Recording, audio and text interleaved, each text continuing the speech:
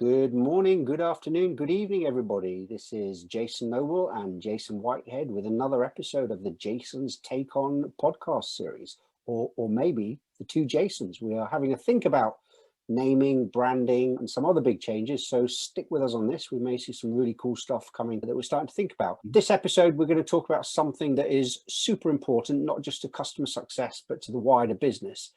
But it's around customer lifetime value. What is it? What do we mean by it? And what does it mean for our customers? But before we do that, I'm Jason Noble, based here in London. And quick hello from Jason, the other Jason. Hey everyone, I'm Jason Whitehead, based in Washington, D.C. Clearly the other Jason. I'm the other Jason sometimes, and you're the Jason, but it depends. Normal format, we're going to bounce a few questions that we've had some thinking about on this, but really, as we said, this is such an important topic and one that I think there's not enough thought put into.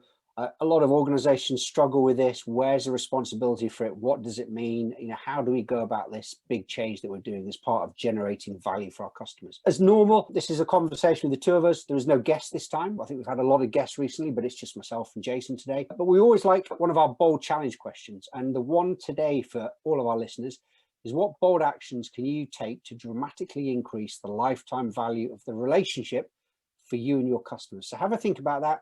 Come back to us. We'd love to hear more from you on this. So to kick us off with this first question, Jason, I'm going to throw this one straight back to you. Why are we talking about this? What is customer lifetime value all about, and why is it so important, and why now? Absolutely. I think for me, there's a lot of things here. Customer lifetime value, it's a term that most of us know and hear all the time, but never really spend a lot of time dissecting it other than, okay, how can we get the most money out of this potential customer, the most revenue? Never really thinking beyond that to, what does this mean for our organization? What do we do with this concept? So I think it's important to really take a deeper dive here and say, when we're talking about this, where do we go? And it's not just about the sale or the acquisition, it's about the long-term relationship. But when you start to think about customer lifetime value, it opens up a lot of doors for how do we improve our organization? Yeah. How do we make sure we're delivering value to our customers? And what are the things that need to happen a little bit differently? And then quite simply, I think it's such a proxy and a key metric for a lot of investors and for a lot of other folks, that executives and whatnot. Okay, are we on the growth path? Are we hitting our goals? Do we have the right customers coming in? Have we gotten every ounce of potential revenue from the service or product that we sell? And so I think it is a very topical issue around there, just because of the revenue component of that. But what about you? Why do you think it's important in conversations? I think, again, it's one of these things with customer success, the clue's in the name. This is customer lifetime value. And I think it's great. It isn't just about revenue. This is about growth. But the other way to think about it, which I don't think many of us do, is this is lifetime value for our customers. That in itself as a statement is a phenomenal pitch almost, if you think about it that way. So we're saying to our customers, we're going to provide you with value over the lifetime of the relationship with us. And I think it really does help. It really does help sell that this is about a long-term relationship.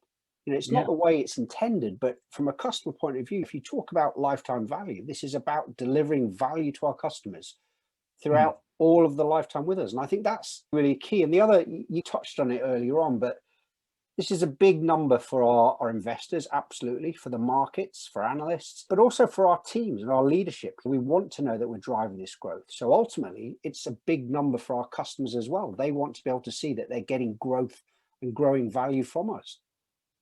Yeah, I love what you say about the clue is in the name. But when you think of even customer success, so many of the customer success teams, they view delivering customer success as a way to maximize the vendor's complete success. So it's a misnomer there. And even just the name here, customer lifetime value. How much value are we getting from the customer? It's very us-centric. It's not. It is. It makes you wonder. I think there's a lot of stuff that we probably talk about in customer success that is still, although the word customer's in there, we're probably coming from us rather than the customer, which you can turn all of these things around. I think it gives you a really different perspective. So you say we are focused on giving value to our customers over their lifetime. It's a different way of thinking about it, but I think it helps you really understand what this means. It's about growth. It's about longevity. It's about growing value for our customers. It's a really powerful thing to think about. It is. In the group that I'm with, it's Success Chain, we're all focused on mutual success and Yep. mutual value for suppliers and customers, and blurring the lines between vendor and supplier, because everyone has to get value or no one gets. I And love maybe it. And I think that's what we've got to do here is blur those lines. It's not just about what we're trying to do here. And the other thing we could talk about is, what do we mean by value? Is it the same as revenue? And I don't think it is the same. It could be similar. Sure, value is part of the revenue. It's part of how you measure it. But it all depends on your perspective. How have you defined value for your customers? and having an honest and frank discussion with them. And one of the things I was thinking about was maybe even the term customer lifetime value should be more of a relationship lifetime value, where you say, what's the value to us and you? And the number may be different. Maybe here's the revenue number, but that's not the only source of value to your point. I like that idea. And maybe you do need to start thinking about them in two different ways. Yes, there's the internal view, but you've got to think about it from a customer. And that's something that I think your customer success manager could really drive home with your customer.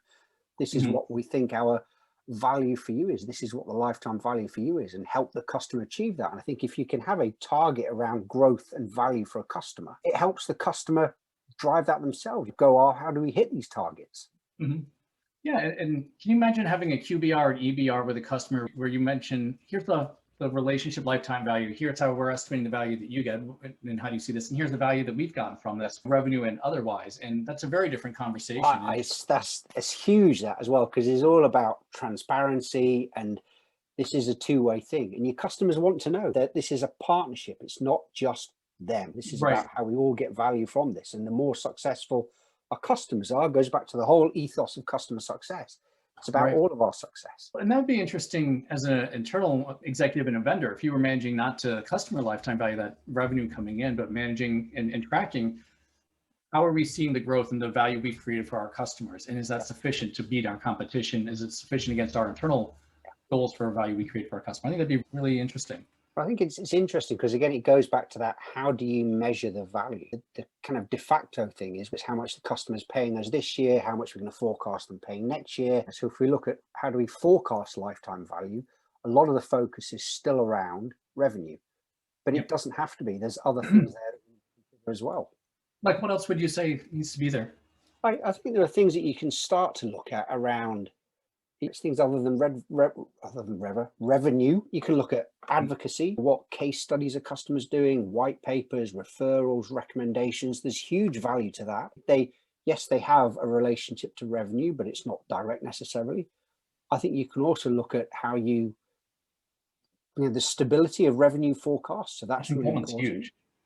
Yeah. But I think the other thing is it's around outcome. Let's define what are the outcomes that we can help you achieve, and better defining those and targeting those. And I think that becomes a real part of our pitch as well, which is really important. The other thing I'd say is it actually a real big plus here, and it's something that I'm such a big proponent of, is it helps with voice of the customer. The better and stronger and more positive that voice of the customer, I get to find out what customers are saying about the product, what they're saying about support, what they're saying about the services. What do they want from us? What more can we do for them?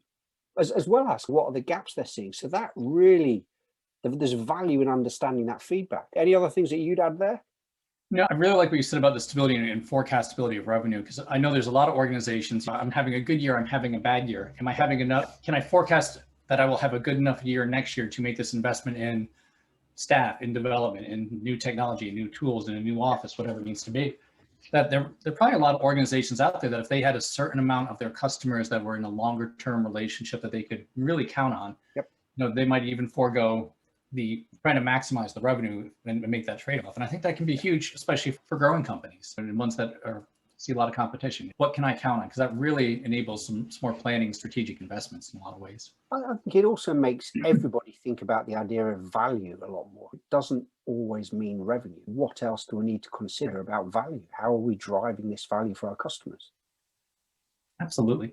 So along those lines too, when we're thinking about the lifetime value, let's say you have a new prospect coming in and you're trying to evaluate where they are. How can you forecast what you think that lifetime value of that prospect might be? And then what do you do with that information?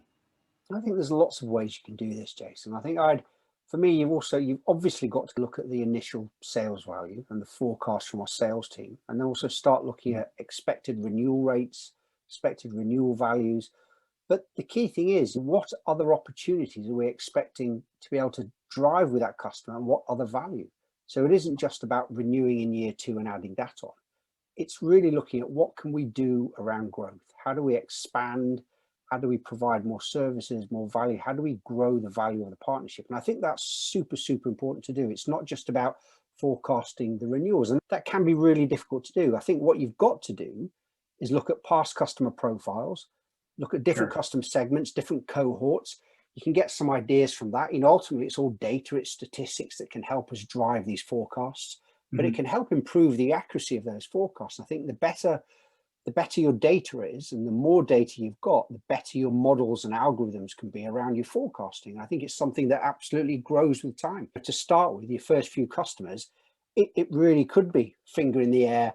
This is what I think it is, based on market experience. But as you grow with customers and as your customers spend more time with you, I think you get a better idea. You can also look at how the relationship has changed over time. Are they going to grow? How has their business changed? And start bringing these real world points of data into it. And I think that's really important to do. And I think it's about opportunities with customer. Right.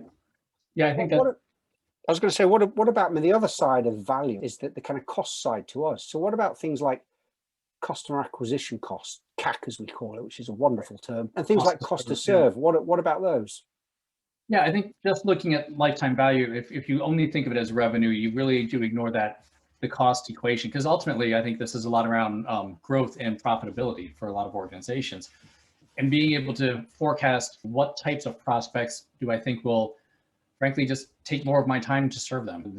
Either they have very complex needs, or you can just tell based on the interactions during the sales process that this is going to be a challenging customer. And typically I've seen the bigger the deal, the more challenging the customer. And in some cases, or most cases, not all though, and really being able to forecast, is this the ideal customer, or is this one, it may look like a big deal for some reason, but when we get behind the scenes, it's not. And I think that's important. I think another thing that I'd love to see more people, my background's in helping organizations with user adoption and understanding how gifted is a buyer of software at getting value and adoption of any tool, not just necessarily your tool. And typically what I see is that when you're talking with organizations, either they've got some good internal adoption practices, change practices, they know how to get quite a bit of value. I don't think anyone ever gets full potential value out of it. And then you meet other organizations that consistently, they spend a lot of money on software, they've hyped it up, they've gotten it live, and then they rip it out 18 months later or less sometimes, or they really cut back on it. And you start to see some trends there of they're just not good at managing to have their teams and their people use technology for full effect. And that's usually, for me, a big red flag that if they've been unsuccessful driving adoption success with other systems and they haven't done any substantial changes, what makes me think they're going to be successful with the current system? And what are the cost implications for me, or what are the propensity to churn? And how can you identify that right up front and help them take a different course of action as a result of that information? I think that's a really interesting point, because you've got to look, quite often you are replacing some existing platform services, or if you're not and coming in greenfield, you're coming in to replace some existing processes that haven't worked and haven't given that value. So you've got to be proactive and make sure that you're driving value from day one, but you're also driving value from day 180, day 365, day 720.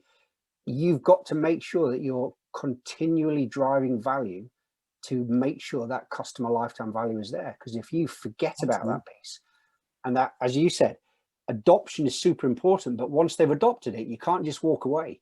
It's a continual change cycle that we're going through. There'll be new people coming on. There'll be new things that we're developing, new business opportunities, new challenges.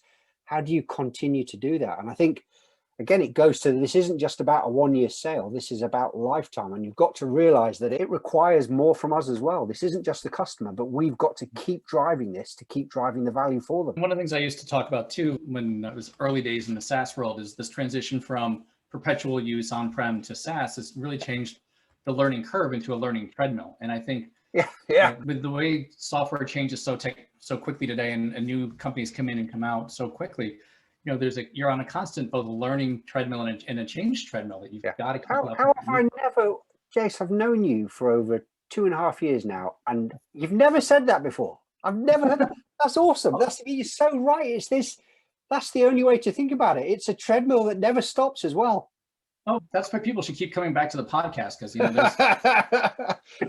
Oh, gold in our gold. absolutely, there is gold there somewhere. We will refer back to this. That's brilliant. I love that.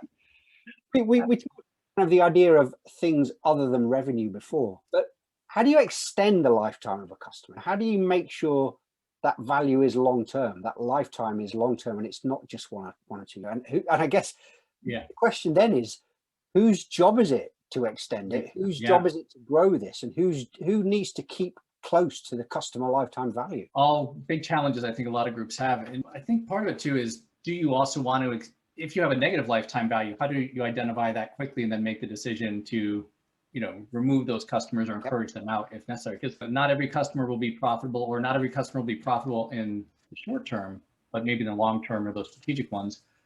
But I think part of that really becomes, how do you align the rest of your organization on the need to maximize lifetime value for you and your customer? And we still see sales sometimes get a bad rap for things that are not their fault, but a lot of sales plans that really push for what's the initial sale, and then someone else handles the renewals, or you're only commissioned off of that. I think being able to track and structure people and commissions that are focused on what's the lifetime value, and having some sort of ongoing commission structure or incentive structure, whether it's for the sales folks or for the entire organization, is important. I think this also comes back to, how do you, if you're reporting and measuring perceived lifetime value for you and your customer, setting those as target performance goals for everyone in the organization, whether it's CSMs or support or service or onboarding, whoever it needs to be, to say, is there some sort of adjustment to compensation around this, or even just, these are the targets we're aiming for. Let's incentivize people accordingly. But what about you? What thoughts do you have on that? This goes back to customer success as well. Or even who owns the customer? That old question we get asked. And I think it also goes back to the whole ethos around customer success. This isn't the responsibility of a team. That thought about growing and extending and having a good lifetime value for our customer has to come from the first interaction with them. This isn't just about a sale. And again, we've talked about it on previous episodes, Jace, but it's not just about landing it and moving away. We've got to sell to the right customers. We've got to make sure we're selling value to them, and how that value is going to grow. So this starts with sales. It starts with marketing. It then comes through to implementation, onboarding, training. It's everybody in the business. And you've got to have that whole business philosophy that we're all here about our customers. We're here to grow our customers and to drive value for them. So the question about ownership, I think, goes away. There isn't one person or team. It's the whole business is responsible for making sure that you're providing the lifetime value your customers want, expect, and need, and that you need to deliver to grow yourselves. And I agree with that. And I think in addition to that too, is setting the expectation with customers of their role and responsibilities for creating their own lifetime value. So if it really is meant to be relationship lifetime value, have that conversation with your customer. To your point, have it right up front during the sales cycle. One of the things that I talk about when working with a lot of customer success teams is the idea of, it will come as no surprise to your customers that you want them to renew and buy more. They already know this. And so many sales and customer success teams are afraid to just have that conversation. This big elephant in the room, it's there, just talk about it. But having a conversation with a customer, we want to have you for a customer for 20 years or more. And we know the only way that's going to happen is if you achieve and perceive this amazing value over the course of your relationship with us. Let's talk about what that looks like, how you and I will work together to make sure you get that and that we get what we want, and then how we keep that moving forward. And I think it's very different than just saying, oh, we got to change the sales plan, which may be part of that internally, but you do need to have those other discussions with your customers as well. I think that's such a key point, because I don't think people do that. In your initial conversations with customers, you're not saying, look, we're about providing you with value over a long term. This isn't just about today. This isn't about this year. We're here as your partners. This is a two-way thing. How do we provide you with value that's going to grow and help you achieve your business outcomes and continue to do those? And there's a need for us also to change and evolve in ourselves. We can't maintain status quo. You think about the treadmill earlier on, we can't just stay on that. The treadmill might suddenly go faster. It might point upwards, it might point downwards. We've got to keep it moving. And I think that it keeps moving, but why does it keep moving is because us as an organization are driving more change and more value for our customers. We're enhancing what our products and services can do. And I think you can't lose sight of that. And that keeping those lights on and that eternal motion going requires significant investment for ourselves. It does. And I think also when you're having those discussions with customers, part of it's got to be, yes, we want to help you achieve value and everything else, but also just be direct. And we're not altruistic here. We're doing this because we also need to get value from this relationship as well. And let's talk about how you can help us create value. Obviously, there is the revenue portion, and that's part of business. That is a significant part of it. But then even to ask for the other non-revenue areas that you want. So we would like the case studies, we would like the references. We would like, as we prove value to one part of your organization, for you to introduce us to other parts of the organization so we can help them get value. And I think having that conversation both up front, but then from every future conversation, grounding them in that, not just DBRs, but definitely in those, that we're here for mutual value. And here's what you said, the value that you're trying to achieve and how we can help you. And here's the value we're trying to achieve. How are we both doing and where do we go next? And I think it's, when you get comfortable having those conversations, it's a pretty easy conversation to have. But I think a lot of people have a mental block around, I don't know that, or the customer's always right. I think that's such a key point. And until you really think about this subject, these are points that you might not think about. You know, lifetime value for you historically might just be about how much revenue we're going to get over the next 5 years for this customer. But there's a lot more to this. And I think you've got to be prepared to have these conversations with customers where you're asking for more information. You're trying to understand more about the journey they're on. What does this mean for them? Where are they going? What are their challenges? And only by doing that can you really determine how can we continue to provide you with value over this whole lifetime. And it comes back to the whole thing. This is about value to our customers as well as our own selves.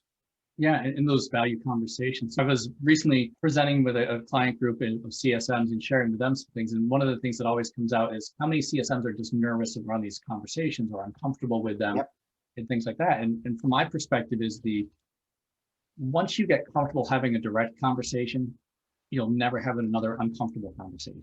Because so many people get stuck in their own head. It's just a conversation. Say what you think, ask for what you want. Be ready to hear the word no, because that's part of it, or be ready to hear some information. But the more that you're just direct, it makes these conversations so easy, and it just takes a little practice. But it's a shift, isn't it? A lot of people don't do it; they find it uncomfortable to do. But you've got to learn how to do it.